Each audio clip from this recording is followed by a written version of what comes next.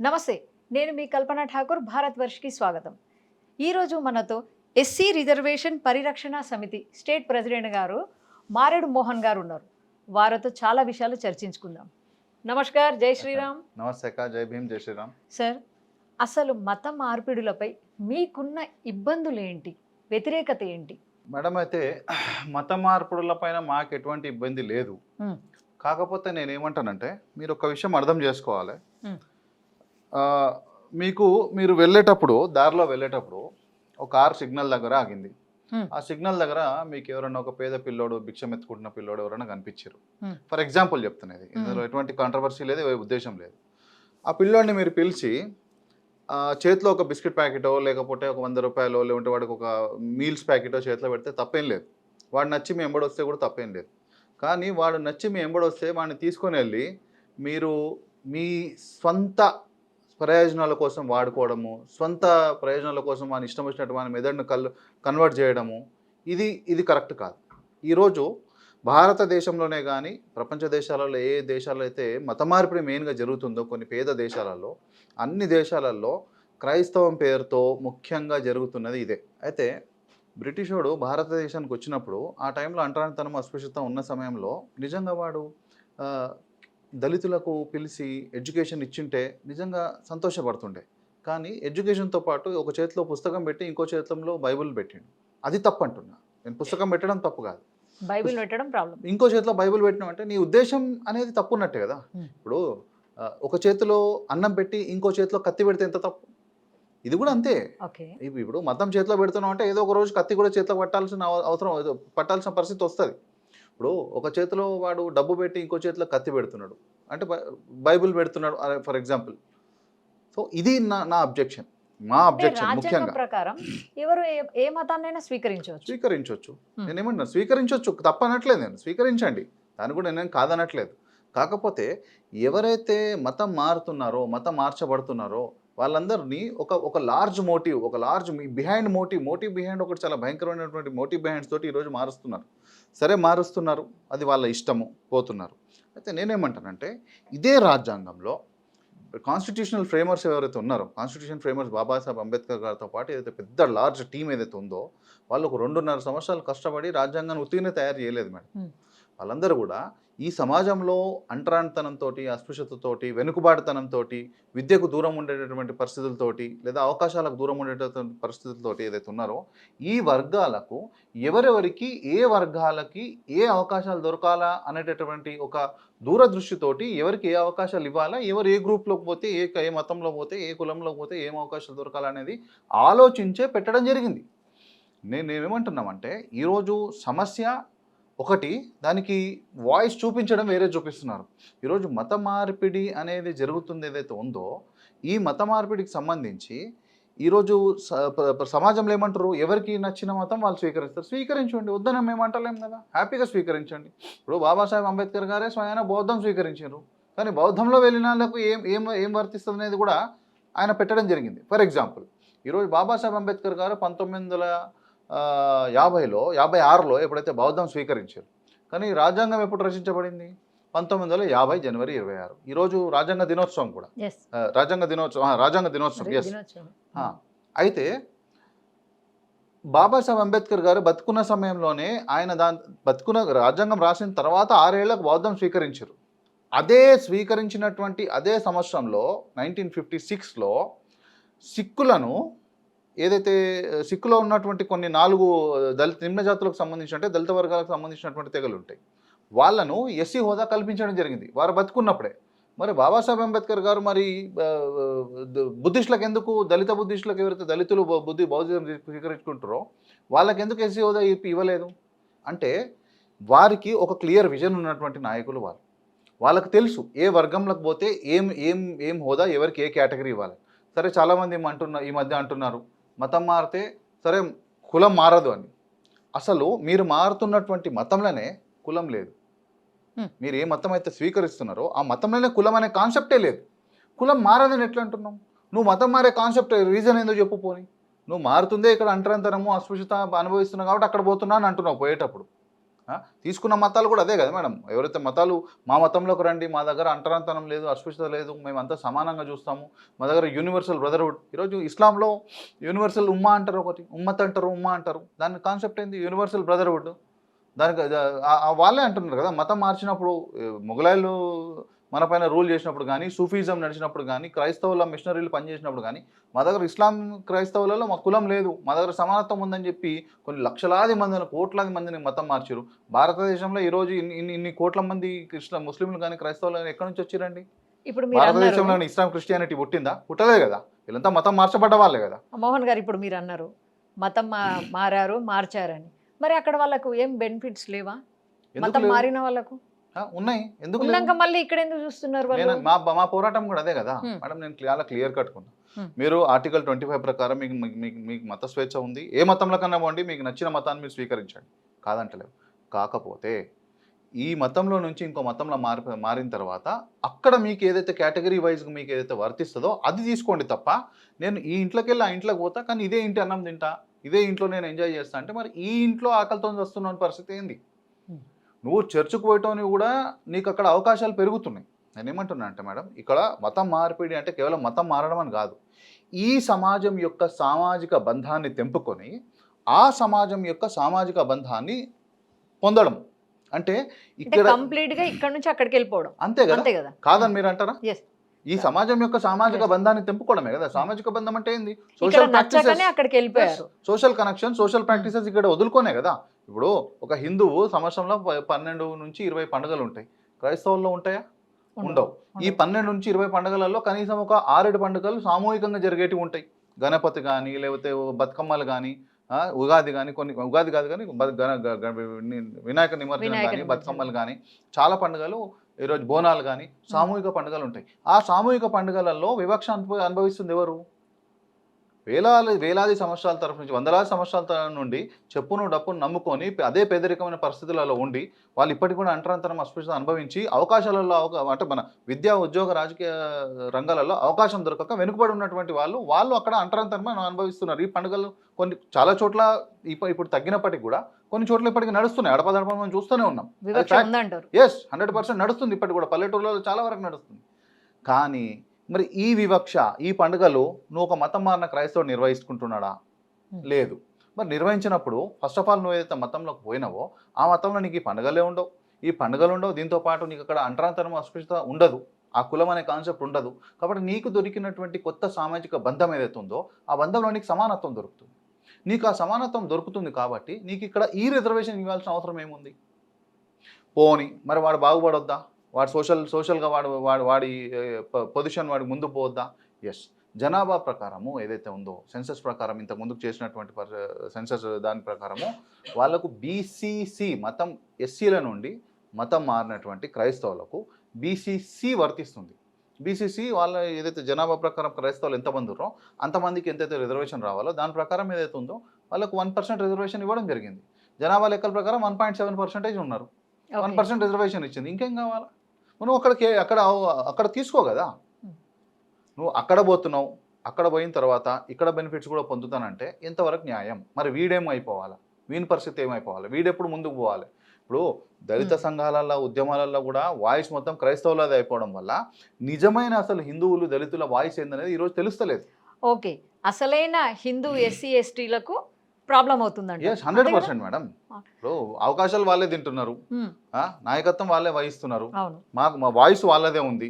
ఇప్పుడు మరి మాదేముంది? మరి మా గొంతుక లేదు, మా కడపలో బాధ చెప్పుకునే పరిస్థితి కూడా లేదు. కాబట్టి ఈరోజు ఎస్సీ రిజర్వేషన్ పరిరక్షణ సమితి ఈ అంశం మీద పోరాటం చేస్తుంది. స్వర్గీయ శ్రీ కరుణేష్ శ్రీశైలం గారు ఈ యొక్క సంస్థను మొదలుపెట్టి ఇప్పటికి 14 సంవత్సరాలు, 15 సంవత్సరాలు అయింది. 15 సంవత్సరాల పైన 15 సంవత్సరాల నుండి కూడా దళితం మతం మారినటువంటి ఎస్సీలు ఎవరైతే ఉన్నారో వాళ్ళు ఏదైతే బీసీసీ కేటగిరీకి వర్తిస్తారో వాళ్ళు రిజర్వేషన్ న్యాయంగా అక్కడే తీసుకోవాలి. కాబట్టి అక్కడే తీసుకోండి అంటున్నాం మేము. అంతే తప్ప నువ్వు మతం మారొద్దు, నీ మతం నుంచి నాకు ప్రాబ్లం ఉంది అనట్లేదు. అఫ్కోర్స్ నీ మతంలో జరిగే కుట్రలేంది, కుతంత్రలేంది, అది నీ ఇష్టం, నీ కర్మ. ఏ మతంలో జరిగే బెనిఫిట్స్ ఆ మతంలో, అంటే ఏ మతంలోకి వెళ్ళిన వారి బెనిఫిట్స్ అక్కడ రాజ్యాంగ పరంగా ప్రభుత్వాలు ఎప్పటికప్పుడు వాళ్ళకి అవకాశాలు, వాళ్ళ బెనిఫిట్స్ వాళ్ళకి ఇవ్వడం జరిగింది. మీరు అవే తీసుకోండి తప్ప అక్కడ తింటా ఇక్కడ తింటా అంటే కుదరదు అంటారు. 2 sides వద్దంటున్నారు. 100%. రాజ్యాంగంలో ఇప్పుడు క్రిస్టియన్స్కు, ముస్లిమ్స్కు రిజర్వేషన్ లేదు అంటారు, నిజమా అది? ఇక్కడ రాజ్యాంగంలో ముస్లిమ్స్కి క్రిస్టియన్స్కి రిజర్వేషన్ లేదు అనే మాట తప్పు మేడం. ఈ రోజు అవునా? భారతదేశంలో ఈ మ్మ్. రోజు మాత్రం పరిస్థితి ఓకే. భారతదేశంలో రిజర్వేషన్ లేని కులము మతము లేనే లేదు. ప్రతి ఒక్కరికి కూడా ఏదో ఒక రకంగా అవకాశాలు ఉన్నాయి. ఎట్లా ఫర్ ఎగ్జాంపుల్ ఈరోజు మనం ఏమంటున్నాం, ఎస్సీ ఎస్టీ బీసీల రిజర్వేషన్లు మాత్రమే ఎంతసేపు వాటి మీదనే పడేడుస్తూ చాలామంది ఉన్నారు. నేనేమంటున్నా అంటే బీసీఈ రిజర్వేషన్ ఏదైతే ఇప్పుడు ప్రజెంట్ నడుస్తుందో 4% ఎవరి కోసం ఇస్తున్నారు? అది ముస్లింలకే కదా. ముస్లింలలో ఉన్నటువంటి నిమ్న జాతులు నిమ్న ఏదైతే జాతి. Yeah. ఇక్కడ అజలాఫ్లు అంటారు వాళ్ళని, వాళ్ళకి ఇస్తున్నారు కదా. వాళ్ళల్లో మరి వాళ్ళకు ఆ బెనిఫిట్స్ ప్రకారం యూస్ చేసుకొని వాళ్ళు కూడా రాజ్యాంగపరంగా విద్యా ఉద్యోగ అవకాశాల్లో ముందుకు పోతున్నారు కదా. అవును. క్రైస్తవులకు సంబంధించి బీసీసీ రిజర్వేషన్లు ఏంటివి? క్రైస్తవులకు సంబంధించిన రిజర్వేషన్లు కావా అంటే క్రైస్తవులో ఉన్నటువంటి ఎస్సీ వర్గం ఏదైతే ఉందో, నేను నేను మళ్ళీ అర్థం కావడం కోసం చెప్తున్నా తప్ప పర్లేదు, క్రైస్తవులలో పర్లేదు, ఎస్సీ అనే కాన్సెప్ట్ లేదు. Yes. బీకామ్లో ఫిజిక్స్ ఉండదు, రాజ్యాంగంలో దళిత క్రైస్తవులు అంటే వాళ్ళు ఉండరు. ఓకే. It is fact. బాగుంది ఇది బీకామ్ లో ఫిజిక్స్. ఎస్, మీరు రాజ్యాంగంలో దళిత క్రైస్తవులు అని అన్నారంటే బీకామ్లో ఫిజిక్స్ చదివినట్టే వాళ్ళు, అంతే. ఓకే. సో నేనేమంటున్నానంటే ఈరోజు బీసీసీ అనేది మతపరమైనటువంటి సంబంధించిన మతం మారినటువంటి వాళ్ళకి వర్గానికే కదా ఇస్తున్నది. మరి క్రైస్తవులకు లేదంటున్నారు. ఇంకో మాట, ఈ రోజు ఈడబ్ల్యూఎస్ రిజర్వేషన్స్ నడుస్తున్నాయి కదా. ఈడబ్ల్యూఎస్ రిజర్వేషన్స్ అనేవి ఎవరి కోసం ఉన్నాయి? కేవలం అగ్రవర్ణాల హిందువులలో ఉన్నటువంటి అగ్రవర్ణాలకు మాత్రమే ఈడబ్ల్యూఎస్ రిజర్వేషన్లు అని మీరు అనుకుంటున్నారా? కాదు. నాన్ రిజర్వ్డ్ క్లాసెస్ ఎవరైతే ముస్లింలలో క్రైస్తవుల్లో కూడా ఉన్నారో వాళ్ళందరికీ కూడా, వాళ్ళలో ఆ యొక్క వర్గాల్లో ఉన్నటువంటి పేదలు ఎవరైతే ఉన్నారో వాళ్ళందరికీ కూడా ఈడబ్ల్యూఎస్ రిజర్వేషన్ కవర్ అవుతుంది. ఒక హిందూ అగ్రవర్ణాలు, ముస్లింలు, క్రైస్తవులు, సిక్కులు, జైన్లు, పార్సీలు, యూదులు, వీళ్ళందరికీ కూడా వారు ఎవరైతే పేదరికంతో ఉన్నారో వాళ్ళకు మెరిట్ సర్టిఫికేట్ ఉండి కూడా పేదరికంలో ఉండి వస్తలే ఉన్నారో వాళ్ళందరికీ కూడా ఈడబ్ల్యూఎస్ రిజర్వేషన్ కవర్ అవుతుంది. మరి రిజర్వేషన్లు ఎవరికి లేవు ఈ మధ్య? ఈరోజు అందరికీ ఉన్నాయి reservations. At the same time మరి మతపరమైన రిజర్వేషన్స్ ఎందుకు వద్దన్నారు బాబాసాహెబ్ అంబేద్కర్ గారు రాజ్యాంగం రచించిన టైంలో? కానీ మతపరమైన రిజర్వేషన్స్ ఎప్పటికీ పెట్టడానికి వీలు లేదు అని అంటే వారు బతుకున్న సమయంలోనే 1947 అంటే వారు చూసినటువంటి 1921 మోప్లా అల్లర్ నుంచి తీసుకొని, మోప్లా జెనోసైడ్ ఏదైతే ఉందో, అల్లర్లో అనేది చాలా చిన్న పదం, మోప్లా జెనోసైడ్ ఉందో, మోప్లా జెనోసైడ్ నుంచి తీసుకొని 1946 డైరెక్ట్ యాక్షన్ డే వరకు మతపరమైనటువంటి హింస ఏ విధంగా ఉంటుందో, మతపరమైనటువంటి విద్వేషాలు ఏ విధంగా రగులుతాయో, మతపరమైనటువంటి రిజర్వేషన్స్ ఇప్పుడు సపరేట్ ఎలక్టోరల్స్ అనేది ఏవైతే ఉన్నాయో, ఎలక్టరేట్స్ అనేవి ఉన్నాయో 1909 ఐ గెస్ 1909లో ఫస్ట్ ఇచ్చింది ఎవరికి? ముస్లింలకే కదా. 800 సంవత్సరాలు నువ్వు రాజ్యం పాలించి కూడా ఫస్ట్ రిజర్వేషన్లు నువ్వే తీసుకున్నావు ఈ దేశంలో. మరి ఆ రోజు సపరేట్ ఎలక్టరేట్స్ ఇచ్చిన తర్వాత వందే మాత్రం ఉద్యమం ఎందుకు వచ్చింది? అవన్నీ చూడండి. సపరేట్ ఎలక్టరేట్స్ ఉన్నాయి, వాటి నుంచి తీసుకొని 1946 డైరెక్ట్ యాక్షన్ డే మాకు సపరేట్ స్టేట్ ఇస్తారు, సపరేట్ దేశం ఇస్తారా, లేదంటే నరికి చంపేయాలని చెప్పేటట్టు అని వచ్చినటువంటి ఒక నినాదం వరకు సపరేట్ రిజర్వేషన్స్ ఇవ్వడమే కదా కారణం ఈరోజు. సో ఆ కారణం అంతా కూడా అనలైజ్ చేసినటువంటి వ్యక్తి బాబాసాహెబ్ అంబేద్కర్ గారు. కాబట్టి A1 నుంచి కూడా ఆయన వాయిస్ ఎప్పుడు కూడా ఈ దేశంలో ఆఫ్టర్ సపరేషన్ ఏదైతే 1950లో రాజ్యాంగం రచించారో ఈ దేశంలో మతపరమైనటువంటి రిజర్వేషన్లు ఇవ్వడం వల్ల ఈ దేశానికి వచ్చేటటువంటి నష్టం ఏమిటో వారు క్లియర్గా చెప్పడం జరిగింది. వారు కేవలం రాజ్యాంగం సభలో డిబేట్స్ కూడా ఉన్నాయి దీనిపైన, కాన్స్టిట్యూషనల్ డిబేట్స్ కూడా చాలా ఉన్నాయి. వారు రాసినటువంటి మై థాట్స్ ఆన్ పాకిస్తాన్ పుస్తకంలో కూడా ఈ యొక్క అంశం ఏదైతే ఉందో దీనిపైన వారు చర్చించడం జరిగింది. మరి ఫ్యాక్ట్ అంటే అఫ్కోర్స్ ఇప్పుడు ఈరోజు మరి ఆ ఇండైరెక్ట్గా కూడా అవకాశాలు వస్తున్నాయి, కానీ డైరెక్ట్గా మతపరంగా ఈ మతానికి ఇంత రిజర్వేషన్, ఈ మతానికి ఇంత రిజర్వేషన్ అనేది మాత్రం తప్పు. అది ఇవ్వడం కూడా కరెక్ట్ కాదు. మతం మారితే రిజర్వేషన్లు పోతాయా? పోతాయి. కాకపోతే వాళ్ళకి రావాల్సిన కేటగిరీలో కూడా వాళ్ళకి వస్తున్నాయి కదా మేడం. మేము అనేది అదే కదా. ఆ కేటగిరీ పక్కన పెడదాం. అంటే ఇప్పుడు హిందువులు ఉన్నారు, హిందూ ఎస్సీ నుంచి అక్కడికి మారిపోయారు, వాళ్ళ రిజర్వేషన్ సంగతి ఏంటి? ఇప్పుడు 100% పోతాయి, పోవాలి కూడా. పోవాలి 100% పోతాయి, పోవాలి కూడా. పోవట్లేదు ఈ మధ్య చాలా. మా పోరాటం అందుకే కదా మేడం, పోవట్లేదు కాబట్టి మా పోరాటం. అందుకే కావచ్చు మతం మారినా కానీ మతం మారినట్టు వాళ్ళ వివరాలు ఇట్లా ఏం బయటకు వస్తలేవు, మతం మారానని చెప్పట్లేదు. కాబట్టి ఎలా మరి వాళ్ళని ఎలా గుర్తించడం? ఎలా గుర్తించాలి అంటే నేనేమంటున్నాను మేడం, ప్రతి చర్చిలో ఇది ఒక గ్రౌండ్ లెవెల్ నుంచి ప్రతి ప్రజాక్షేత్రంలో ఈ ఉద్యమం రావాలి. ఈరోజు ఏదైతే కులగణన పేరుతోటి ఒక జనాభా యొక్క కౌంటింగ్ ఏదైతే జరుగుతుందో, సెన్సస్ జరుగుతుందో, కులపరమైన మతపరమైనటువంటి గణన కూడా జరగాలి ఈ దేశంలో. ముఖ్యంగా ఈ దేశంలో ఎవరు నిజమైన మైనారిటీలు, ఎవరు నిజమైనటువంటి మెజారిటీలు తేలాలి. 30 కోట్లకు దగ్గర దగ్గర వచ్చి కూడా అది ఎలా ఈరోజు అంటే సర్వేనా? సర్వేలో అన్ని బయట చెప్పారు. ముస్లింలేమో కరెక్ట్గా చెప్తారు, మేము మ్మ్. ముస్లింలం, అవును మేము బాగా చెప్తాం, మేము ముస్లింలు అని చెప్పి కరెక్ట్గా చెప్తారు, వాళ్ళ వాయిస్ వాళ్ళది వస్తుంది. మ్మ్. కానీ క్రైస్తవుల విషయంకి వచ్చేసరికి మాత్రం ఏమవుతుందంటే వాళ్ళు ఒకవైపు యేసుప్రభుని మోసం చేస్తారు, ఒకవైపులు క్రైస్తవాన్ని యేసుప్రభుని మోసం చేసుకుంటేనే ఇంకో వైపు బాబాసాహెబ్ అంబేద్కర్ గారిని మోసం చేస్తారు. భక్తి కాడకు వచ్చేసరికి ఏమో యేసుప్రభు అంటారు, భక్తి కాడకు వచ్చేసరికి మాత్రం బాబాసాహెబ్ అంబేద్కర్ అంటారు. అచ్చా, అక్కడ మోసం ఓకే. జరుగుతుంది, అక్కడ ఐడెంటిటీ అనేది రివీల్ చేసుకుంటలేరు. మ్మ్. వాళ్ళు రికార్డ్స్లో, గవర్నమెంట్ అఫీషియల్ రికార్డ్స్లో వాళ్ళు ఏం చెప్తున్నారంటే మేము హిందూ ఎస్సీ అని రాపిస్తున్నారు, కానీ చర్చికి వెళ్ళి మాత్రం పేరు మార్చుకుంటున్నారు, అక్కడ మేము క్రైస్తవునిగా కంటిన్యూ అవుతున్నారు, అక్కడ వచ్చేటటువంటి బెనిఫిట్స్ కూడా తీసుకుంటున్నారు. దానిని వాస్తవానికి అక్కడ ఉన్నటువంటి మిగతా క్రైస్తవులు కూడా దాన్ని వ్యతిరేకించాలి. అవును. వాళ్ళు నీ మతాన్ని కూడా మోసం చేస్తున్నాడు, అవును. ఇక్కడ ఉన్నటువంటి కులాన్ని కూడా మోసం చేస్తున్నాడు. ఒక మతం మారిన వాడికి ఎప్పుడు కూడా కులపరమైనటువంటి ఉద్యమాలలో ఇంట్రెస్ట్ తీసుకోవడానికి కూడా ఉండదు మేడం. ఇవన్నీ చాలా లార్జ్ టాపిక్. ఎస్. నేనేమంటున్నానంటే వాడు ఒక మతం మారుతున్నాడు కాబట్టి వాడి రిజర్వేషన్, వాడికి అవకాశం అక్కడ వస్తుంది కాబట్టి వాడి రిజర్వేషన్ అనేది అక్కడ కేటగిరీకి సంబంధించి మార్చాలి, లేకపోతే ఇక్కడ ఉన్న నష్టపోతాడు, చాలా నష్టపోతుంది. ఇప్పుడు Yes. నా క్వశ్చన్ కూడా అదే. నా. వీళ్ళు దీనికి పరిష్కారం ఏంటంటే ఈ కులగణనలో భాగంగా మతపరమైనటువంటి కౌంటింగ్ కూడా జరగాలి. దాంట్లో ఎట్లా జరగాలి ముఖ్యంగా అంటే Hmm. ప్రతి చర్చిలో వీళ్ళ మెంబర్షిప్ అనేది ఒకటి ఉంటుంది. Okay. మెంబర్షిప్తో పాటు బ్యాప్టిజం తీసుకున్న వాళ్ళకి కౌంట్ కూడా సపరేట్గా ఉంటుంది.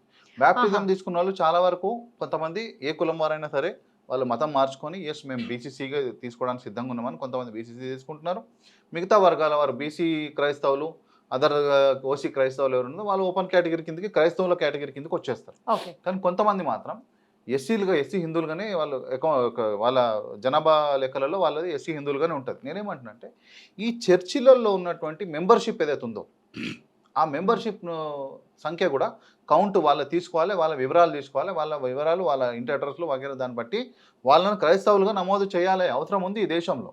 లేకపోతే ఇంకెన్ని రోజులు మోసం చేస్తారు? ఆల్రెడీ సగం దేశం నాన్ హిందూగా అయిపోయిన తర్వాత కూడా ఇంకా ఈ హిందూ మెజారిటీ దేశంగానే ఎన్ని రోజులు మోసం చేస్తారు? ఇంకా హిందువులను మోసం చేయడం తప్ప ఇంకేముంది ఇది?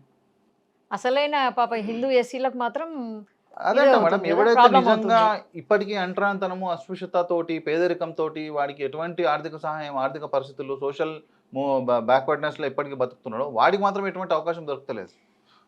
ఒక నిజమైన హిందూ దళిత బిడ్డకు ఫారెన్ కంట్రీ పోవాలంటే అవకాశం దొరకదు మేడం, అంత ఈజీ కాదు. ఒక మతం మారినటువంటి క్రైస్తవులకు సంబంధించిన వాళ్ళ పిల్లలు ఈజీగా వీసా వస్తుంది, ఈజీగా పోతున్నారు, చదువుకుంటూ వస్తారు, సంతోషమే. నువ్వు వాడికి పోతున్నావు కదా, నీకు అవకాశం దొరుకుతుంది కదా, నీకు అవకాశం ద్వారా నువ్వు బాగుపడుతున్నావు కదా, పడు. కానీ నువ్వు ఆడ తిని మళ్ళీ ఈడికొచ్చి వీడి కాంపిటీషన్గా పోవాలంటే ఇప్పుడు నీకు కాంపిటీషన్లో నీ కాన్వెంట్లలో చదివిన పిల్లలతోటి నా గవర్నమెంట్ ప్రాథమిక విద్యా పాఠశాలలో చదివిన పిల్లాడు కాంపిటీషన్ ఎట్లా పడతాడు? అప్పుడు నువ్వు కూడా అగ్రవర్ణంతో సమానం అయిపోతావు. నువ్వు చేతనైతే వానితో కాంపిటీషన్ పడు, నా మళ్ళీ నా జాతి దళిత బిడ్డతోటి కాంపిటీషన్ పడతా అంటే ఎంతవరకు న్యాయం? వాడిని నీ నీ నీ క్వాలిటీని వాడు తట్టుకోగలుగుతున్నాడా? లేదు కదా, సమస్య అది. మా పోరాటం దానిపైన. మీ పోరాటం దానిపై. ఇప్పుడు కొంచెం సేపు రిజర్వేషన్ పక్కన పెడదాం. అసలు మతం మారడానికి కారణం ఏమై ఉంటుంది? ఈ కుల మన వ్యవస్థలో ఉన్న ఏమైనా లోపాల, మనం వాళ్ళను హక్కున చేసుకోకపోవడమా, ఏముంటుంది మ్యాక్సిమంగా మతం మారడానికి? ఇలాంటి వాళ్ళు అంటే గ్రామాలలో ఎక్కువ జరుగుతుంటుంది, ఎస్.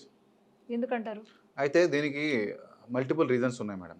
అత్తకు కోడలకు మధ్యలో కొట్లాటలు ఎందుకు వస్తాయంటే మీరు ఏమైనా ఆన్సర్ చెప్పగలుగుతారా? లేదు. చెప్పలేరు. ఇది కూడా అట్లనే ఉంటుంది. కాకపోతే దీంట్లో మాకు దొరికినటువంటి కొన్ని, మేము అనలైజ్ చేసిన తర్వాత మాకు దొరికినటువంటి కొన్ని కారణాలు ఏంటంటే కొన్ని చోట్లనేమో వివక్షతలు, ఈ హిందూ సమాజంలో ఉన్నటువంటి కొంతమంది దురహంకారాలు, దురహంకారాలు ఎవరైతే ఉన్నారో, మేమే అగ్రవర్ణాలమని ఫీల్ అయ్యేటటువంటి కొంతమంది మూర్ఖులు ఎవరైతే ఉన్నారో ఆ మూర్ఖుల కులహంకారం ఒకటి కారణమైతే, కొంతమంది తెలిసి తెలియని అజ్ఞానం కారణమైతే, ఇంకొన్ని చోట్ల మాత్రం వీళ్ళకు ఏదైతే మతం పేరుతో వీళ్ళకు పెడుతున్నటువంటి ప్రలోభాలు ఏవైతే ఉన్నాయో, కొన్ని ఏముంటాయి సార్ ఆ ప్రలోభాలు? Yes. అంటే ఏం పెడతారు వాళ్ళు? ఎడ్యుకేషన్, మీ పిల్లల్ని చదివిస్తాం, మా దగ్గర ఫ్రీ. వాళ్ళది ఇప్పుడు ఈరోజు ఆర్టికల్ 30 ప్రకారము మైనారిటీ ఎడ్యుకేషనల్ ఇన్స్టిట్యూషన్స్ ఏర్పరచుకునే అవకాశం ఈరోజు మైనారిటీలకు, బిగ్గెస్ట్ మైనారిటీలు ఎవరైతే ఉన్నారో ఈ దేశంలో ముస్లింలు, క్రైస్తవులు, వాళ్ళకి మైనారిటీ ఎడ్యుకేషన్ ఇన్స్టిట్యూషన్స్ సపరేట్గా పెట్టుకొని మైనారిటీ పిల్లలకే 85% రిజర్వేషన్ వాళ్ళకి, దాంట్లో మైనారిటీలకు మాత్రమే వాళ్ళకు అవకాశం చదివించుకునే అవకాశం వాళ్ళకు ఉంది. ఈరోజు గవర్నమెంట్, సెంట్రల్ గవర్నమెంట్ ఫండ్స్ తోటి, పార్షల్ ఫండ్స్ తోటి నడిచేటటువంటి మైనారిటీ ఎడ్యుకేషనల్ ఇన్స్టిట్యూషన్స్ ఏవైతే ఉన్నాయో ఆ ప్రతి ఎడ్యుకేషనల్ ఇన్స్టిట్యూషన్లో ఏ ఇన్స్టిట్యూషన్ కన్నా సరే central government or state government fund వస్తే కనుక దాంట్లో ఖచ్చితంగా రూల్ ఆఫ్ రిజర్వేషన్ అనేది పాటించాలి. మరి పాటిస్తున్నారా? అక్కడ పాటించట్లేదు. కానీ అక్కడ వీళ్ళ పిల్లల అడ్మిషన్ ఏవైతే మత మారిన పిల్లలు ఉంటారో వాళ్ళకి 85% రిజర్వేషన్. ఏవైతే ఒకవేళ క్రిస్టియన్ ఇన్స్టిట్యూషన్ అయితే క్రిస్టియన్స్కి, ముస్లిం ఇన్స్టిట్యూషన్ అయితే ముస్లిమ్స్కి, అక్కడ రూల్ ఆఫ్ రిజర్వేషన్ పాటించట్లేదు. ఎస్సీలకు 15%, ఎస్టీలకు 7%, బీసీలకు 27% ఏమి ఇస్తలేరు. కానీ వాళ్ళు మా రిజర్వేషన్లు వచ్చేసరికి, మా ఆపర్చునిటీస్ వచ్చేసరికి మాత్రం ఇక్కడ వాళ్ళు వాటా అడుగుతున్నారు. సో ఒకటి ఎడ్యుకేషన్, ఇంకో దగ్గర వివక్షతలు, కొన్ని చోట్ల ఏమంటారు వాళ్ళ ఉన్నటువంటి ఆర్థిక పరిస్థితిని అవకాశంగా వాడుకొని వాళ్ళకి అడపాదడపాకుండా ఉన్నటువంటి ఏదైనా కొద్దిగా డబ్బులు ఇచ్చి లేదా ఏమైనా సరుకులు వాటి మరీ నిరుపేద కుటుంబాలు, అంటే depends upon family to family. ఒక ఫ్యామిలీ నుంచి ఇంకో ఫ్యామిలీకి, ఇప్పుడు ఒక పేద నిరుపేద ఉన్నాడండి, వాడికి 1000 రూపాయలు ఇస్తే వాడికి హ్యాపీగా వాడు రైస్ బ్యాగ్ కొనుక్కొచ్చుకుంటాడు, వానికి ఒక 20 రోజులతో ఫుడ్ వెళ్ళిపోతుంది. కానీ ఆల్రెడీ కొద్దిగా మిడిల్ క్లాస్ ఉన్నానికి 1000 రూపాయలు ఇస్తే వాడు అట్రాక్ట్ కాడు, వానికి ఏమి ఇవ్వాలో అది ఇవ్వాలి. కొంతమంది ఈ మధ్య వచ్చినటువంటి చాలా, అంటే ఈ మధ్య కాదు, గత కొన్ని సంవత్సరాలుగా నడుస్తున్నది కుట్ర, వాళ్లకు ఫస్ట్ చర్చిలకు పిలిచి వాళ్ళకి ఇచ్చేటటువంటి ఏవైతే గ్రేప్ వైన్లు ఉన్నాయో, ఇట్లాంటి కొన్ని ఏవైతే ఉన్నాయో, సరే అన్ని చర్చలు చేస్తున్నాయంటే అన్ని చర్చలు చేయకపోవచ్చు, ఇట్లా కొందరు చేస్తుండొచ్చు. ఎందుకంటే బ్రదర్ సతీష్ అనేటటువంటి వ్యక్తి ఏదైతే కల్వరి చర్చ్ నడిపిస్తాడో, ఆ బ్రదర్ సతీష్ నెలకు 3000 మందిని మారుస్తున్నా అని చెప్పి ఓపెన్గా డిక్లరేషన్ ఇస్తున్నాడు. ఓపెన్గా 3000 మందిని నేను మతం మారుస్తున్నా అని చెప్పి కూడా నెలకు జనాభా, ఇంకా క్రైస్తవ జనాభా పెరుగుతలేదు రికార్డులలో అంటే వినటోడు ఏమైనా పిచ్చోడా మేడం? సో గవర్నమెంట్ దీన్ని ఇనిషియేషన్ తీసుకోవాలి. అయితే ఈ మత మార్పిడి ముఖ్యంగా జరుగుతున్నటువంటి కారణము, వివిధ కారణాలు ఏవైతే ఉన్నాయో దాంట్లో very very dangerous and important కారణం ఏంటంటే, వీళ్ళకి ఇచ్చేటటువంటి ఆహారంలో కానీ లేకపోతే వీళ్ళకి ఇచ్చేటటువంటి ఏవైతే డ్రింక్స్ కానీ ఏవైతే ఉన్నాయో వీటిల్లో LSD డ్రగ్స్ అనేది ఒకటి ఉంటుంది. ఇల్యూజనరీ డ్రగ్స్ అంటారు. ఇల్యూజనరీ డ్రగ్స్ అంటే ఏంటంటే, ఆ ఇల్యూజనరీ డ్రగ్స్ చాలా చాలా అంటే మైల్డ్ డోస్. అసలు ఆ డోస్ ఎట్లుంటుందంటే మీకు మెడికల్ రిపోర్ట్స్లో కూడా దొరకదు, అంత ఈజీగా దొరకదు. ఆ డ్రగ్స్ అనేది ఎట్లుంటుందంటే, ఆ డ్రగ్స్ నేను మీకు ఆహారంలో ఇచ్చేసి మీ పైన ఒక 1 day 2 days ఇంపాక్ట్ ఉంటుంది. దాన్ని ఆ ఇంపాక్ట్ ఉన్న టైంలో నేను మీతో ఏది చర్చిస్తే, దేని గురించి నేను మిమ్మల్ని మోటివేట్ చేస్తే, ఆ మోటివేషన్ వైపు మీరు ఈజీగా కనెక్ట్ అయిపోతారు, అంటే కన్వర్ట్ అయిపోతారు. ఇప్పుడు నేను మీకు మీ పైన ఈ వాటర్లో నేను మీకు డ్రగ్స్ కలిపి ఇచ్చి తాగిపిచ్చి, ఇది యేసుప్రభు అంటే వాళ్ళు ఏదైతే చెప్తారో వాళ్ళ టర్మినాలజీ ఏదైతే ఉంటుందో, రక్తమనో లేకపోతే ఇది గ్రేప్ వైన్ అనో అది ఇచ్చి, కొబ్బరి నూనె అనో అది ఇచ్చిన తర్వాత, అది మీ ప్రభావం ఉన్న టైంలో ఆహారంలో దేంట్లో కలిపి భోజనాల్లో కలిపి ఇచ్చిన తర్వాత, మీకు నేను కనుక ఒక 2-3 hours కంటిన్యూస్గా యేసుప్రభు గురించి స్పీచెస్ ఇచ్చి దానిపైన మోటివేట్ చేస్తే కనుక ఖచ్చితంగా మీ పైన ఇంపాక్ట్ ఈజీ, డైవర్ట్ అయిపోవడానికి ఛాన్స్. ఎస్, దాంట్లో ఎవరైతే ఎక్కువ డీప్గా విని కొంచెం ఎక్కువ ఊహించుకుంటాడో, ఇల్యూజనరీ డ్రగ్స్ అంటారు దాన్ని, LSD. చాలా ఉన్నాయి, MDMA డ్రగ్స్ చాలా ఉన్నాయి. బ్రెయిన్ వాష్ అనేది కూడా తప్పు. బ్రెయిన్ వాష్ అనేది మోటివేషన్ థింగ్. ఇది డ్రగ్స్ కంప్లీట్ గా మన బాడీలోకి వెళ్ళేది. ఇల్యూజన్ డ్రగ్స్ ఉన్నాయి, MDMA డ్రగ్స్ ఉన్నాయి, చాలా రకాల డ్రగ్స్ ఉన్నాయి. నేను ఈ రోజు ఆ నార్కోటిక్ క్లాస్ కూడా వినొచ్చు. బ్రెయిన్ వాష్ అంటే మతాన్ని మార్చే బ్రెయిన్ వాష్ నేను చెప్పేది.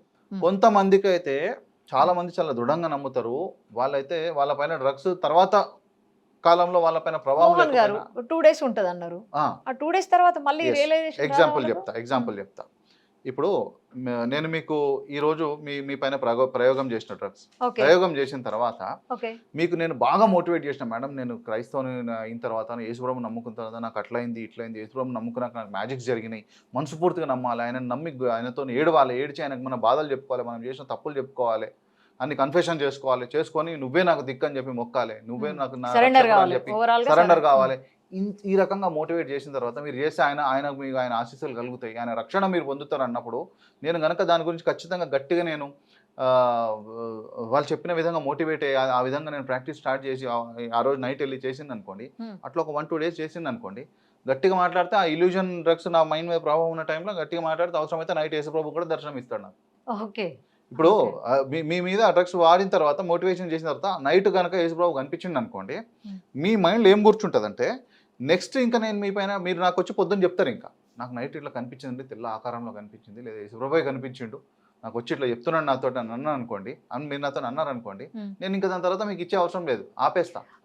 ఆపేసిన తర్వాత కూడా మీరు యేసుప్రభుని నమ్మడం కంటిన్యూ చేస్తారు. ఎందుకంటే మీ పైన ఉన్నటువంటి ప్రభావం, మీ మెదడు పైన ఉన్నటువంటి ఆ ప్రభావం ఏదైతే ఉంటుందో అది ఇంత ఈజీ పోదు. మీ పైన మీరేమనుకుంటారు, నేను మీతో ఏమీ చేయలేదు, మీకు ఏం చెప్పలేదు, అయినా కూడా యేసుప్రభు కనిపించినట్టే నిజదేవుడు ఏమో ఈయననే అని ఒక ఫీలింగ్ ఉంటారు. అందుకే వాళ్ళు అంటారు నిజదేవుడు. వాళ్ళు వాడే టర్మినాలజీ మీరు వినండి, ఆ ట్రాన్స్లో ఉండిపోతాం.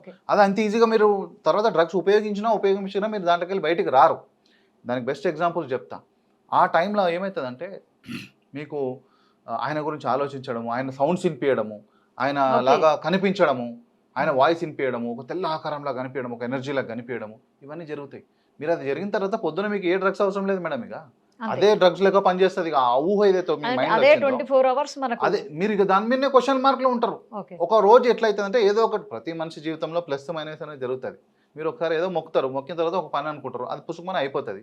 ఇక దాని తర్వాత మీకు ఏ డ్రగ్స్ అవసరం లేదు, మీరు గుడ్డిగా నమ్ముతారు, ఇక అదే ఫాలో బ్లైండ్ గా వెళ్ళిపోతాం. దాని తర్వాత కనిపించారు మళ్ళీ యేసుప్రభు, దాని తర్వాత మళ్ళీ మీకు మ్యాజికల్ గా అనిపి జరగవు, ఒకటేసారి జరుగుతుంది. ఆ ప్రభావం ఆ మందు డ్రగ్స్ ప్రభావంతో జరుగుతుంది, ఉన్నప్పుడే జరుగుతుంది. ఎస్, 100%. దీంట్లో ముఖ్యంగా మీరు ఒకటి బాగా గమనించాలి. ఫారెన్ నుంచి ఒక క్రైస్తవ టూరిస్ట్ భారతదేశానికి వచ్చిండు అనుకోండి, is from a very hard core americano, లేదంటే లండనో, లేదంటే వాటికన్ సిటీయో, ఇటలీయో వచ్చిండు అనుకోండి, ఇది హార్డ్ కోర్ క్రైస్ట్ డివోటీ. వాడు వచ్చినప్పుడు ఏదో గుడికో దానికో పోతాడు టూరిజంలో భాగంగా. ప్రసాదం ఇస్తే తింటాడు కదా, తీర్థం ఇస్తే తాగుతాడు కదా, ఇంకేదైనా పెడితే తింటాడు కదా. మీ దేవుని తినని అంటాడా నిజంగా ఫారినర్ అయితే? అన్నాడు. కానీ నిన్న మొన్న మతం మారినటువంటి ఒక వ్యక్తి ఎవరైతే ఉన్నారో, క్రైస్తవం స్వీకరించిన వ్యక్తులు ఎవరైతే ఉన్నారో, వాడు మాత్రం నీ ప్రసాదం వద్దు, నీ తీర్థం వద్దు, నీ అన్నదానం వద్దు, ఏమొద్దు, నీ దేవుని దగ్గర రాను, మొక్కను, అసలు పూజ చేయను, పాపంగా చూస్తారు. కొత్త బిచ్చగాడు పొద్దెరగాడు అన్నట్టు ఉంటుంది కథ. అయితే వీడు ఎందుకు అట్లా చేస్తుండు? వాడు చేయడు, ఒరిజినల్ గాడు చేయడు, కానీ డూప్లికేట్ గాడు ఎందుకంత ఓవర్ యాక్షన్ చేస్తుండు? ఒరిజినల్ వాళ్ళు ఓకే, వీళ్ళ మధ్యలో వచ్చిన వాళ్ళు అంతే కదా. మీరు ఎంతమంది ఫారెన్ టూరిస్టులను చూస్తారు? ఇప్పుడు ఈ రోజు మథురా పోండి, వందల మంది ఫారెన్ టూరిస్టులు ఉంటారు. ఇంకేదైనా కాంచీ పోండి, కాశీ పోండి, వీళ్ళందరూ ఎందుకు పోతున్నారు? వీళ్ళు కొత్తగా మతం మారబడ్డ వాళ్ళు మాత్రం ఎందుకు పోతలేరు? అంటే వీళ్ళకు చర్చ్లో ఆల్రెడీ మోటివేషన్ జరుగుతుంది. మీరు ఈ దేవుడిని నమ్మిన తర్వాత ఇంకేదో ఉంది, ఎవరో పోవద్దు చెప్పడమేమో అట్లా చెప్తారు. కానీ యాక్చువల్ రీజన్ బిహైండ్ ఏంటంటే, దాని అసలు కారణం ఏంటంటే, వీడి లోపల ఉన్నటువంటి డ్రగ్ ప్రభావం ఏదైతే ఉందో, ఆ డ్రగ్ ప్రభావం ఉన్నప్పుడు యేసు ప్రభువు గురించే దానిపైననే మొత్తం మోటివేషన్ జరగాలి, ఆయనకు సంబంధించిన విషయాలే వీడి మధ్యలో మెదలాలి, ఆ రిలీజియన్కి సంబంధించి మాత్రమే వీడి ఆలోచనలు నడవాలి. పుసుకుమని ఆ టైంలో వేరే మతానికి సంబంధించినటువంటి ఏమైనా ఇంపాక్ట్ మైండ్ మీద పడ్డా, వీడు మళ్ళీ పోయి పుసుకుమని పోయి సత్యనారాయణ కథలో కూర్చున్నా, లేదా గుడికి పోయి అక్కడ వైబ్రేషన్స్ అయినా గ్రాప్ చేసినా, ఖచ్చితంగా మళ్ళీ అటు రీమోటివేట్ అయిపోయే అవకాశం ఉంది. పుసుకుమని యేసుప్రభు కనిపించే దగ్గర అమ్మవారు కనిపించింది అనుకో, నీదంతా అబద్ధం అని చెప్పి వీడే మళ్ళీ కొట్లాడతానంత అని చెప్పి అదో భయం. రెండో భయం, వీడు పచ్చకల్లోనికి లోకమంతా పచ్చగా కనిపిస్తున్నట్టు వీడు చేసే పని లంగ పని. దీంతో పాటు అవతలోడు కూడా అదే చేస్తాడేమో, ఎందుకంటే వీడు అదే చేసి గుంజుతున్నాడు కదా, అవతలోడు కూడా అదే చేస్తాడేమో, నాకు వచ్చిన కస్టమర్ రిటర్న్ వెళ్ళిపోతాడన్న భయానికి అది తినొద్దు, ఇది తినొద్దు, ఆ దేవుళ్ళ ప్రసాదం స్వీకరించొద్దు, ఈ దేవుళ్ళ ప్రసాదం స్వీకరించొద్దు, అది మొక్కొద్దు, ఇది మొక్కొద్దు అని చెప్పి వీళ్ళకి ముందు నుంచే మోటివేట్ చేసి పంపిస్తారు. మరి ఈరోజు ఎందుకో చాలా వరకు మీరు చూడండి, ముస్లిం ఫ్రెండ్స్ కూడా మనకు చాలా మంది కొంతమంది ఉంటారు, వాళ్ళు హార్డ్ కోర్ గా ఇస్లాం ఫాలో అయ్యే వాళ్ళు ఉన్నా కూడా వాళ్ళు అన్నదానం గెలిస్తే వస్తారు, తింటారు, పోతారు. వీళ్ళు ఎందుకు తింటారు? వినాయకుని దగ్గర కూడా తింటారు. కొంతమంది వస్తారు, మొక్కకపోయినా వస్తారు, అరే దాబాయి భోజనం అంటే వస్తారు, తింటారు. వీళ్ళు ఎందుకు తింటున్నారు? వాళ్ళు ఎందుకు తింటలేరు? మరి రెండు రిలీజియన్స్ కూడా అబ్రామిక్ రిలీజియన్సే కదా, నీవి వానివి టీచింగ్స్ రెండు ఒకటే కదా.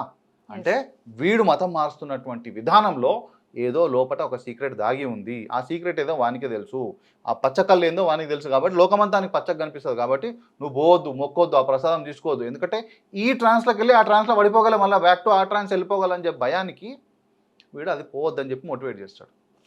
మరి ఎప్పుడో బ్రిటిష్ వాళ్ళ టైంలో మతం మారినటువంటి క్రైస్తవులు, ఉదాహరణకు సికింద్రాబాద్ ఏరియాలో పోండి, చాలా మంది క్రైస్తవులు ఉంటారు. ఎప్పుడో తాతల కాలంలో మారిపోయి ఉంటారు. వాళ్ళందరూ ఎందుకు వచ్చి మరి వినాయకులు అక్కడ తింటారు, డాన్స్లు ఆడుతారు, వినాయకుల పండుగలో పార్టిసిపేట్ చేస్తారు, అమ్మవారు బోనాలకు వస్తారు, పార్టిసిపేట్ చేస్తారు. వాళ్ళందరికీ ఎందుకు మరి యేసుప్రభు కనిపించాడు?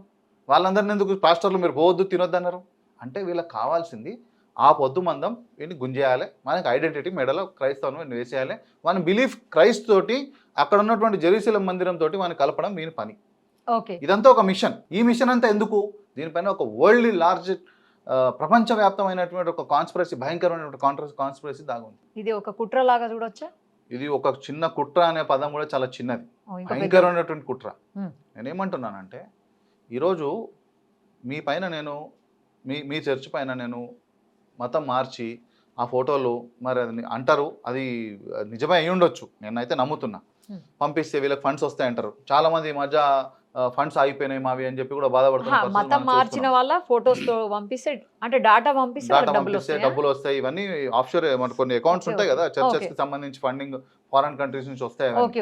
నేనేమంటున్నా మేడం, అసలు నీ మీద అంటే బాబాసాహెబ్ అంబేద్కర్ గారు కూడా దీనిపై రిఫరెన్స్ ఇవ్వడం జరిగింది. ఆయన రాసినటువంటి ఏమంటారు రైటింగ్స్ అండ్ స్పీచెస్లో ఫిఫ్త్ బుక్లో ఒక దగ్గర ఒక చిన్న ఏముంటుందంటే 1947 టైం కల్లానే కొన్ని ట్రిలియన్స్ ఆఫ్ డాలర్స్ ఖర్చు పెట్టిరంట భారతదేశంలో క్రైస్తవాన్ని పెంచి దేనికి? పోషించడానికి. ఓకే.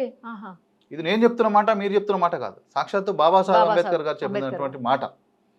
క్రైస్తవాన్ని పెంచి పోషించడం కోసం ట్రిలియన్స్ ఆఫ్ డాలర్స్ వారు అప్పటికే ఖర్చు పెట్టిరంట.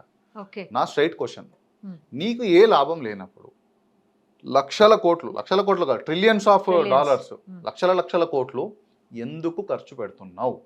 దేనికోసం? దేనికోసం? Hmm. ఇందులో నీ బాధ, నీ లాభం ఏంది Hmm. అంటే దానికి ఆన్సర్ ఏంటంటే శామ్యుయల్ పి హంటింగ్టన్ అనేటటువంటి ఒక తత్వవేత్త, ఆయన రాసినటువంటి పుస్తకం the clash of civilisations and world new reorder అనేటువంటి ఒక పుస్తకం. ఓకే. అమెరికాలో మోస్ట్ సెల్లింగ్ బుక్ అది.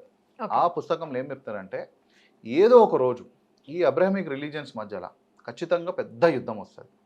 హా. Just like what happened in 10th and 11th century, కాదు 11th and 12th 13th centuryలు ఏవైతే జరిగినాయో ఆ విధమైనటువంటి ఒక పెద్ద క్రుసేడ్స్ అంటే సిరీస్ ఆఫ్ యుద్ధాలు. అవును, సిరీస్ ఆఫ్. అవును. యుద్ధాలు ఏవైతే ఉన్నాయో ఇవి ఖచ్చితంగా ఏదో ఒక రోజు మళ్ళీ స్టార్ట్ అవుతాయి, మళ్ళీ వస్తాయి. ఆ రోజు మన వైపు నుంచి కొట్లాడడానికి ఒక పెద్ద లార్జ్ సివిల్ ఆర్మీ కావాలి. అది ముస్లింలకు కానీ Okay. క్రైస్తవులకు కానీ. ఆహా. ఎస్, 100%. Hmm. ఇప్పుడు ఎందుకు సివిల్ ఆర్మీ ఎందుకు కావాలి? మా దగ్గర బాంబులు లేవా, తుపాకులు లేవా, న్యూక్లియర్ లేదా? మేడం, కేవలం క్రైస్తవుల దేశాల దగ్గర మాత్రమే బాంబు టెక్నాలజీ, న్యూక్లియర్ ఉన్నాయి అనే రోజులు పోయినాయి, అయిపోయింది, ఇట్స్ గాన్. అంతేగా. True. ఈరోజు ముస్లిం దేశాలు కూడా చాలా దేశాలు సొంతంగా వాళ్ళు బాంబులు, మిజైళ్ళు, న్యూక్లియర్లు తయారు చేసుకొని వాళ్ళు కూడా దాపెట్టుకుంటున్నారు. వాడేస్తే వీడు కూడా వేయడానికి సిద్ధంగా ఉన్నాడు. Hmm. కాబట్టి ఈ టెక్నాలజీ అనేది ఎవరు దాచిపెట్టుకోలేడు. మనం ఏదో ఒక ట్రాన్స్ఫర్ అయిపోతుంది, ఒకరి నుంచి ఇంకొకరికి పోతుంది. మీద 7 అబ్బా సొత్తు కాదు. Yes. సో ఏదో ఒక రోజు ఇప్పుడు వాడేస్తే వీడు వేస్తాడు, వాడు గన్ను పేలిస్తే వీడు గన్ను పేలుస్తాడు, వాడు బాంబు వేస్తే వీడు బాంబు వేస్తాడు, వాడు న్యూక్లియర్ వేస్తే వీడు కూడా వేస్తాడు. నువ్వు స్మాష్, వాడు స్మాష్. కాబట్టి ఇవి ఏవి వేయకుండా కొట్లాడాలంటే ఉన్న విధానం ఏంది?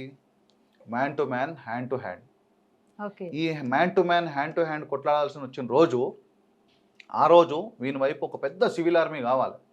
Just like what happened in క్రూసేడ్స్లో కూడా జరిగింది అదే. చర్చిలు మన బైబిల్లో మెన్షన్ చేసే దండయాత్రలు ఏవైతే ఉంటాయి, యుద్ధాలు దండయాత్రలు ఉంటాయి, అవన్నీ క్రూసేడ్స్ ఒరిజినల్గా జరిగినాయి. సో ఆ దండయాత్రలలో ఏముంది క్లియర్గా, అప్పుడు ఏం జరిగింది? అప్పుడంతా కూడా సివిల్ ఆర్మీ కొట్టుకున్నదే కదా. అవును. వాళ్ళు వీళ్ళు సివిల్ పీపుల్ కొట్లాడుకున్నదే, ఫార్మర్లు, పీజెంట్స్ వీళ్ళు కొట్లాడుకున్నదే. సో ఈ యుద్ధం ఏదో ఒక రోజు మళ్ళీ వస్తుంది. దానికి వాళ్ళు పేర్లు కూడా పెట్టుకోరు. ఖయామత్ కా దిన్ అని చెప్పి వీళ్ళు అనుకుంటారు, జడ్జ్మెంట్ డే అని చెప్పి వాళ్ళు అనుకుంటారు. అవును. వాళ్ళ పేర్లు కూడా పెట్టుకున్నారు. ఏదో ఒక రోజు మళ్ళీ క్రూసేడ్స్ వచ్చిన రోజు వీళ్ళకు ఒక పెద్ద సైన్యం కావాలి, డైరెక్ట్లీ ఆర్ ఇండైరెక్ట్లీ, ధన మన రూపంలో, ఏదో ఒక రూపంలో. Okay. ఒక యుద్ధం జరుగుతుంది, భారతదేశంలో 50% క్రిస్టియానిటీ అయిపోయింది అనుకోండి, ప్రైమ్ మినిస్టర్ ఎవరు మాట వింటాడు? Majority Yes. పాపులేషన్ ఎవరు ఉంటే వాళ్ళ మాటనే వింటాడు. మెజారిటీస్ లా కదా. అవును.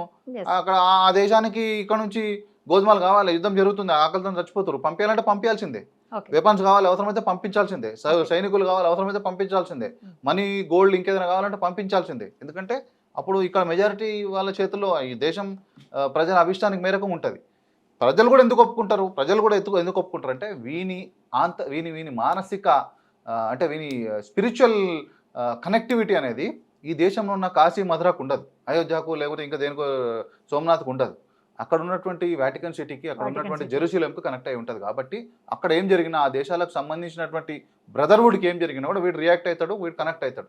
జస్ట్ లైక్ ఈరోజు పాలస్తీన్ మీద దాడి జరిగితే ఇక్కడ ఉన్నటువంటి ముస్లిమ్స్ రియాక్ట్ అవుతలేరా? అవును. ఫస్ట్ వరల్డ్ వార్లో, సెకండ్ వరల్డ్ వార్లో ఆ దేశాలకు ఉన్నటువంటి గొడవను వాడు గెలవడానికి భారతదేశం యొక్క సైనికులను వాడుకోలేదా? Yes.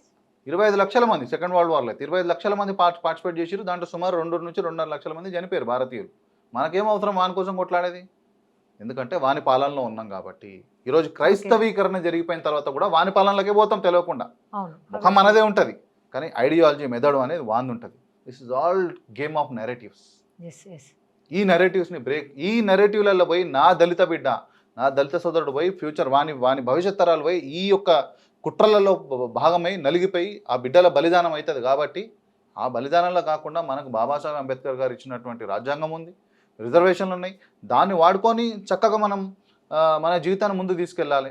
నిజంగా హిందుత్వం సమాజ్ అయితే లేదు, నచ్చుతలేదు అనుకోండి, బౌద్ధం ఉంది కదా, ఆయన చూపించిన మార్గం, అది తీసుకోండి, తప్పేముంది. సో ఇక్కడ ప్రాబ్లం అనేది బిహైండ్ స్క్రీన్ చాలా ఉంది. జనరల్గా మాట్లాడాలంటే మాత్రం ఈరోజు మేడం ఎస్సీ ఏమంటారు హిందువులకు మరి ఎస్సీలకు ఉన్నట్టు బెనిఫిట్స్ అన్నీ కూడా క్రైస్తవులకు కూడా ఉన్నాయి, ముస్లింలకు ఓకే కూడా ఉన్నాయి. ఓకే జస్ట్ ఎగ్జాంపుల్ చెప్తారు 2-3. ఈరోజు ఎస్సీ రిజర్వేషన్స్ ఉన్నాయి, వాళ్ళకి బీసీసీ ఉన్నాయి.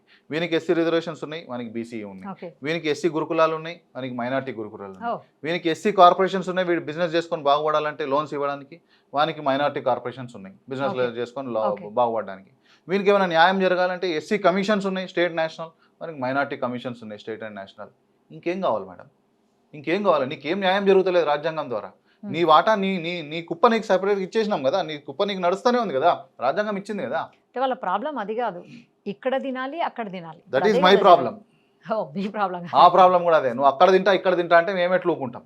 Hmm. అది ఈ రోజు ఎస్సీ వాళ్ళు తింటా అంటారు, మీరు వద్దంటారు. 100% మీ దాని మీద సమితి అదే ఖచ్చితంగా కదా? కంప్లైంట్ ఇస్తాం.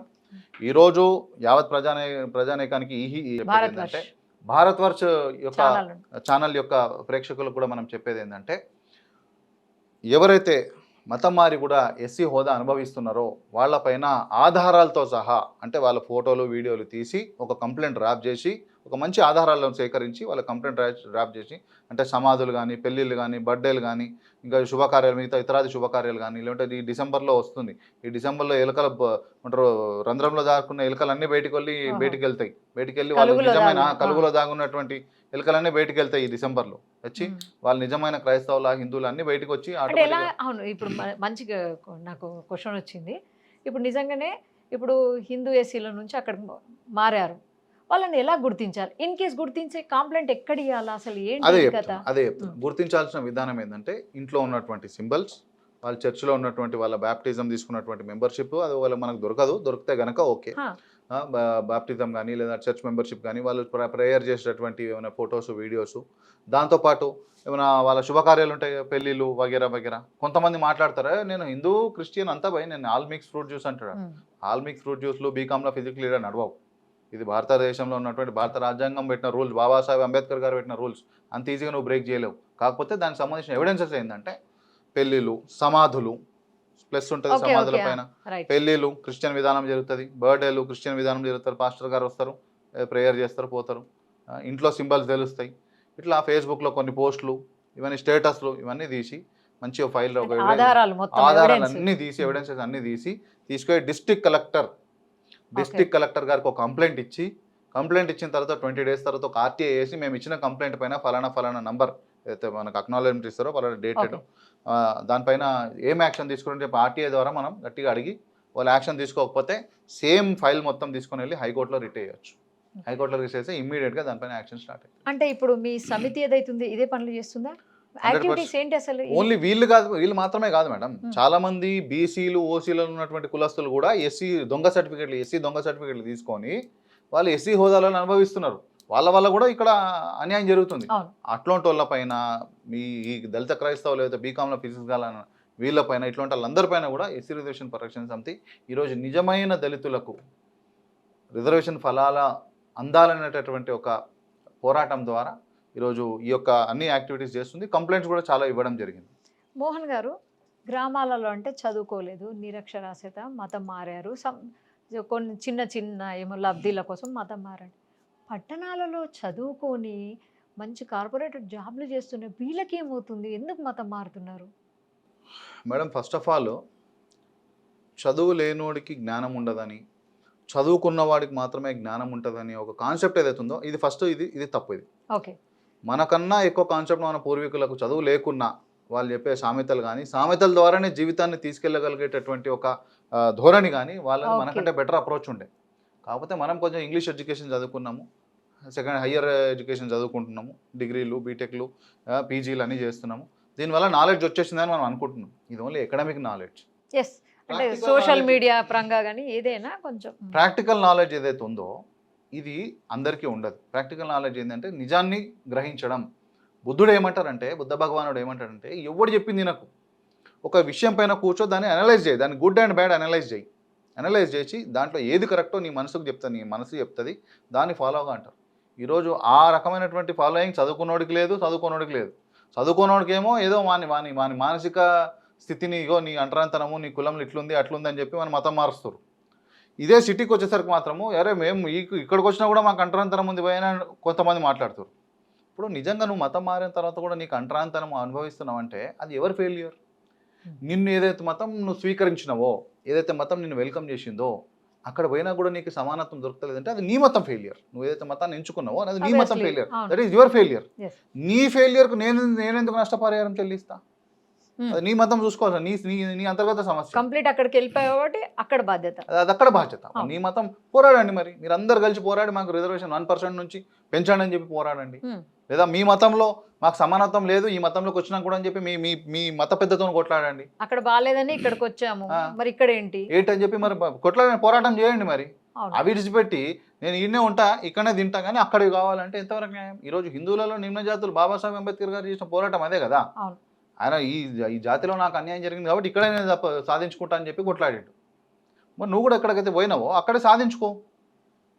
సో నువ్వు తొండాట ఆడకుండా న్యాయంగా తిను. మేమేం వద్దంటలేము.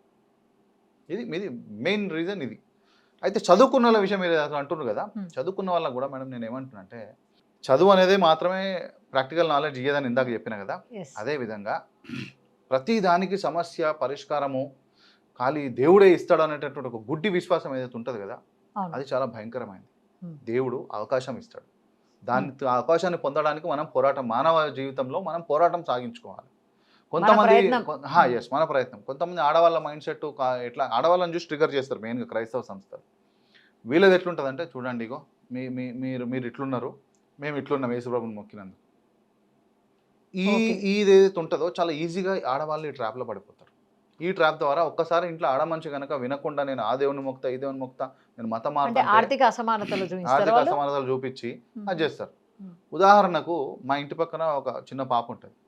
మా అన్న కూతురుతోటి వచ్చి అక్క చూసిరా మేము యేసుప్రభుని మొక్కితే మా నాన్నకు ఇగో ఈ కారు అంటే ట్యాక్సీ కారు ఏదైతే ఉందో ట్యాక్సీ కారు దొరికింది, యేసుప్రభు ఇచ్చాడు మా నాన్న.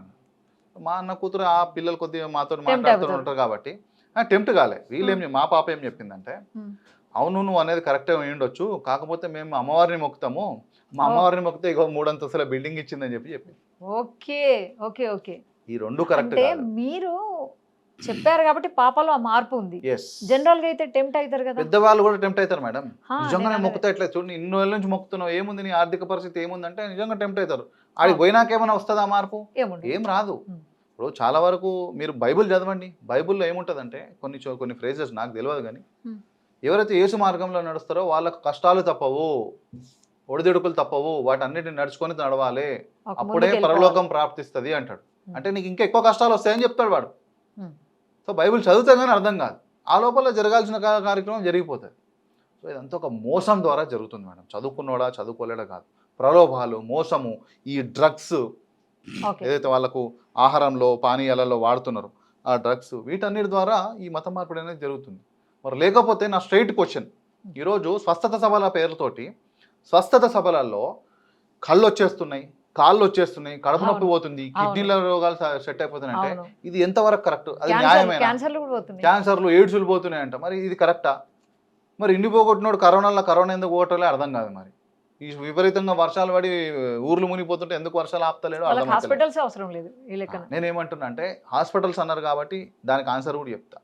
ప్రజలు ఈరోజు ఆలోచించాల్సిన విషయం ఏంటంటే, నిజంగా స్వస్థత సభలతోటి అన్నీ జరిగిపోతే, స్వస్థత సభలలో యేసు మహిమతోటి లేదా యెహోవా మహిమతోటి అంతే జరిగిపోతే, మరి ఇదే క్రిస్టియన్ మిషనరీస్ కొన్ని వందల హాస్పిటల్స్ కట్టింది, చారిటీ హాస్పిటల్స్. ఎందుకు కట్టింది అంటే, హాస్పిటల్స్ తగ్గుతుంది అనే మాట నిజమైతే కనుక స్వస్థత సభలు అబద్ధం అనమాట. స్వస్థత సభలలో జరిగితే ప్రార్థన చేస్తేనే నిజంగా తగ్గిపోతుంది అనుకుంటే కనుక హాస్పిటల్ అబద్ధం అనమాట. ఈ రెండిట్లలో ఏది నిజం ఏది అబద్ధం? ప్రజలు మీరే ఆలోచించుకోవాలి. వాళ్ళ క్లారిటీ ఉంది, మోసం చేస్తున్న క్లారిటీ ఉంది. వాడు మీకు చెప్పేటప్పుడేమో ప్రేయర్ చేయి దశమభాగం ఇయ్యి అంటుండు. ముఖ్యంగా దశమభాగం అనేది చాలా డేంజర్. ప్రేయర్ చేయి దశమభాగం ఇయ్యి అని చెప్పి దోసుకొని తింటుండు. వానికి ఏమైనా బాగాలేకపోతే మాత్రం ఇదే కల్వరి సతీష్, దానికి బాగాలేకపోతే పోయి హాస్పిటల్లో పోయి సెలైన్లు పెట్టించుకొని ట్రీట్మెంట్ తీసుకుంటారు. మరి ప్రేయర్ ఎందుకు చేసుకొని ఇంట్లో పండుకోలే? చాలా మంది ప్రేయర్ల మీద నమ్మకంతో, గుడ్డి నమ్మకంతో ఇంట్లో పిల్లల్ని చంపుకున్నారు మేడం. హాస్పిటల్ తీసుకెళ్లకుండా ఆడనే పెట్టి ప్రేయర్లు చేసి చనిపోయినటువంటి సంఘటనలు చాలా చూసినాం మనం.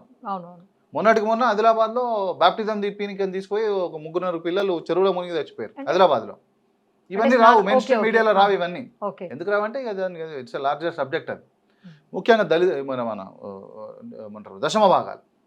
ఈ దశమ భాగాలు అనేది ఎంత అన్యాయం అంటే, వాడు కాయ కష్టం చేసి నెలకు ఒక 15,000 20,000 సంపాదించుకొని వచ్చిన దగ్గర దశమ భాగం అంటే నీకే దశమ భాగం ఇస్తే వాడు ఇంట్లో పిల్లలకు ఫీజులు ఎట్లా కట్టుకుంటాడు, వాని అవసరాలు ఎట్లా తీర్చుకుంటాడు? ప్రజలైనా ఆలోచించాలి కదా. మొత్తం మాట్లాడు ఇదంతా ఒక కార్పొరేట్ బిజినెస్ లాగా తయారు చేసేసింది.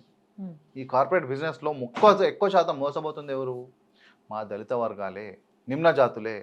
ఈ జాతులు మోసం చేసి వాళ్ళ ఆర్థికంగా, వాళ్ళ మానసికంగా వాళ్ళందరినీ దోపిడీ చేస్తున్నారు కాబట్టి మాకు ఈరోజు ఈ మత మార్పిడి పైన ఎస్సీ రిజర్వేషన్ పరిరక్షణ సమితి పోరాటం చేస్తుంది. ఓకే, మత మార్పిడుల పైన ఇలా జరగొద్దు అనేది మీ పోరాటం. 100%. అంటే న్యాయంగా జరిగితే తీసుకోవాలి. ఎస్సీ హిందువులకు అన్యాయం జరుగుతుంది కాబట్టి ఈ పోరాటం మీరు స్టార్ట్ చేస్తున్నారు. మెయిన్ కాజ్ ఎస్సీ హిందువులకు అన్యాయం జరుగుతుంది. ఇంకా దానికి కనెక్టెడ్ కాజ్ ఏంది? సరే, ఇన్ని జరుగుతున్నాయి, మత మార్పిడులు జరుగుతున్నాయి, ఇన్ని జరుగుతున్నాయి కదా. ఇప్పుడు మీరు ఎస్సీ రిజర్వేషన్ ఏంటంటే పరిరక్షణ సమితి, ఆ సమితి నుంచి అసలైన ఎస్సీ హిందువులు ఉన్నారు కదా, వాళ్ళు ఆ మతం మార్చకుండా ఉండడానికి, అంటే చిన్న చిన్న ప్రలోభాలకు లోన్ కాకుండా ఉండడానికి మీ సమితి నుంచి వాళ్ళకు మీరు ఇచ్చే సందేశం ఏమన్నా ఉందా? ముఖ్యంగా చదువుకున్న వాళ్ళు కానీ చదువుకోని వాళ్ళు కానీ జ్ఞానాన్ని నమ్ముకోవాలి.